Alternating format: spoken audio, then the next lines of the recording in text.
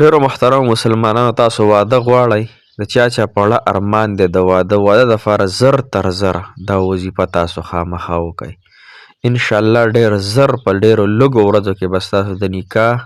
ستاسو حلال محبت ستاسو حلاله مینه تاسو ته به الله تعالی درکوي او واده اسباب دی نشته اسباب به هم د الله تعالی پیدا کوي. نو څوک چې یې نکاح شوې ده د واده اسباب یې نه پوره کیږي یا غواړي چې زر تر زره مې واده وشي یا غواړي چې په واده کې مې کوم رکاوټونه دي هغه الله تعالی ختم کي یا غواړئ تاسو چې کم حلال محبت دی زه یو مینه کوم چا سره نو هغه راته میلو شي خو دا په صحیح طریقې سره راته میلو شي ها او د الله تعالی نه وغواړم او په صحیح کامله طریقې سره زما محبت ماته حاصل شي زما نکاح ماته حاصل شي زما عشق او مینه ماته حاصل شي یا زما واده زر تر زره وشي نو محترمو دا وظیفه ستاسو دپاره ده او دا داسې وظیفه ده الحمدلله ثم الحمدلله چې ضرور به الله تعالی ستاسو کار انشاءالله کوي ښه خو چا په دې طریقه وکړله چا په دې پابندۍ سره وکړه کومه پابندي چې ورته زه ښیم اسانه پابندي ده دا پکې نشته دی چې بس ته په ځان باندې یو لوی مشقت او تکلیف راوله نه اسانه طریقه ده بلکل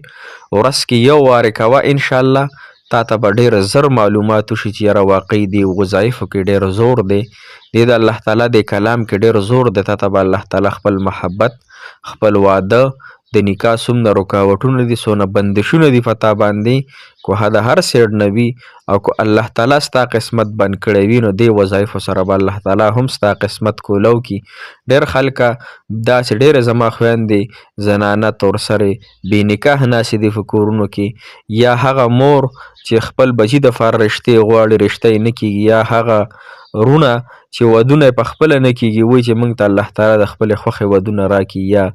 داسې دې وشي د خپلې خوښې دې نه مور او پلار دې راله وکړي خو چې زموږ واده زر تر زره وشي نو محترمو دا هغې زر تر زره کېدو دپاره دا وظیفه تاسو انشاءالله خامخا وکئ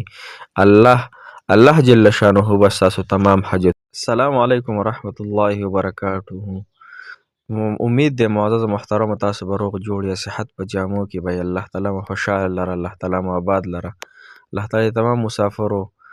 تمام حاجتونه پوره کړي. محترمو نن زموږ وظیفه د واده او د حقیقي محبت او د حلالي مینې دپاره دی. داسې ډېرې تورسرې زنانه نارینه په دې انتظار باندې دي په دې تمه باندې دي چې الله تعالی به د یو سیډ نه ما پسې رشته راوستلی زما رشته او زما محبت به الله تعالی ماته حاصل کړي. نو محترمو دا پټ دا کارونه مه کوئ بلکې ستا یو حاجت دی ستا یو نکاح د حلال محبت دی نو واچوه مسله و الله تعالی ته لاس پورته کوي الله دغه خاوند مې پکار دی الله دغه بیبي مې پکار ده الله حلاله نکاح راته راکړې مالک الله چې د ګناه نه هم بچ شم او الله ستا په د نبي پاک صلی الله علیه وسلم هغه سنت هم ژوندي کړم.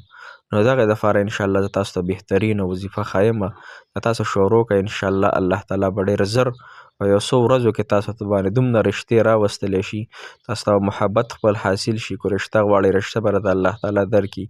او دغه رنګې کو بندشونه دي هغه به الله تعالی ختم کړي کو هغه د رب العالمین د سیډه په تاسو باندې ازمیښونه دي هغه به هم الله تعالی ختم کړي. نو راشئ محترم مسلمانانو دا وظیفه را سره واورئ او د زړه په اخلاص او ډېر په محبت سره یې وکړئ انشاءالله. وظیفه دا د محترم مسلمانانو لومړی خو به تاسو چې دی نو سحر مونځ نفس او ماښام مونځ نفس 7 فیرې دا آیات مبارک وایي ها په سکرین تاسو ته ښکاري سحر مونځ نفس 7 مرتبه 7 مرتبه د ماښام مونځ نفس 7 مرتبه دا به تاسو پابندۍ سره وایي ها اسان دی. ربي اني لما انزلت الی من خیر فقیر ربي اني لما انزلت الی من خیر فقیر سحر مونځ نفس 7 مرتبه ماښام مونځ نفس 7 مرتبه دا ځان سره یاد کړئ ښه بیا اکثر خلک تپوسونه کوي دا څو پیرې نو دا ځان سره یاد کړئ سحر مونځ نفس 7 مرتبه ماښام مونځ نفس 7 مرتبه ربي اني لما انزلت الی من خیر فقیر دا پابندۍ سره وایي څو پورې د نکاح محبت ته نه حاصل شوي واده دې نه شوی تر هغې پورې به دا وظیفه ته جاري ساتي ښه. دویمه وظیفه چې د محترمو مسلمانانو د ماښام د مونځ نفس هغه صرف د ماښام د مونځ نفس ده ښه دا خو سحر او ماښام ده هغه صرف د ماښام د مونځ نفس ده ماښام او ماسخوتن ترمنځ به دا وظیفه کوي یو پیر به صورت واقعه وایي اذا وقعت الواقع ليس لوقعتها كاذب خافضة رافعه. دا غون صورت په یو پیره وایه د ماښام نفس. او بل دویم صورت په صورت سوره الطارق وایه والسماء والطارق وما أدراك ما الطارق النجم الثاقب إن كل نفس لما عليها حافظ فلينظر الإنسان مما خلق من ماء دافق. دا وړوکی صورت دی پس عامه سپاره کې د اخیری 13مه سپاره کې دا صورت دی. یو پیره به دا د ماښامونو نفس دا صورت وایي صورت طارق، او یو پیره به صورت واقعه د ماښامونو نفس وایي. دا دوه شوې. اخیری چې محترم مسلمانانو کم آیات مبارک دی په دې سکرین باندې تاسو ته ښکاري، دا ما چې سره سرو ځای باندې پټ کړی دا نه، دا کم چې ښکاره ښکاري نو دا به محترم مسلمانانو د ماښام د مونځ نفس په دا هم 7 مرتبه وایي. دا به داسې وایي ګوره بسم الله الرحمن الرحیم ومن یتق الله یجعل له مخرجا ويرزقه من حيث لا يحتسب ومن يتوكل على الله فهو حسبه إن الله بالغ أمره قد جعل الله لكل شيء قدرا. دا به د ماښام د مونځ نفس 7 مرتبه تاسو انشاءالله وایي. دا وظایف تاسو شروع کړئ انشاءالله، نو تاسو ته به ډېرو لږو ورځو کې الله تعالی خپل حقیقي محبت هم درکوي، ستاسو به نکاح هم کیږي، ستاسو به حلاله روزي هم الله تعالی درکوي. ځکه چې د رزق کې نه دی، رزق کې د ښځې نه واله تر د بنګلې پورې او د بنګلې نه واله تر د ګاډو پورې هر څه په رزق کې راځي. رزق کې یوازې ډوډۍ نه راځي او نه پکې چای اوبه راځي.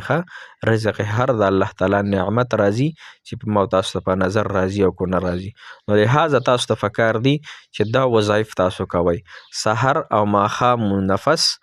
7 مرتبه